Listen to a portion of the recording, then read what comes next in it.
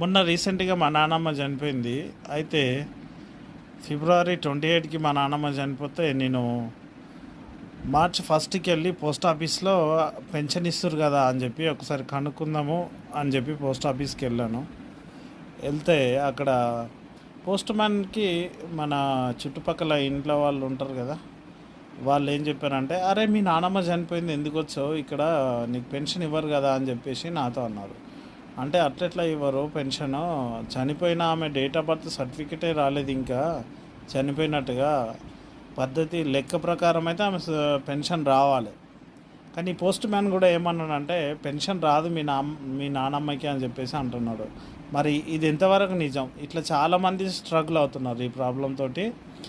చనిపోయిన 1 month 1.5 month వరకు 2 months వరకు పెన్షన్ అయితే రావాలి. కానీ ఇది ఎంతవరకు నిజమో తెలిస్తే కామెంట్ చేయండి. నాకు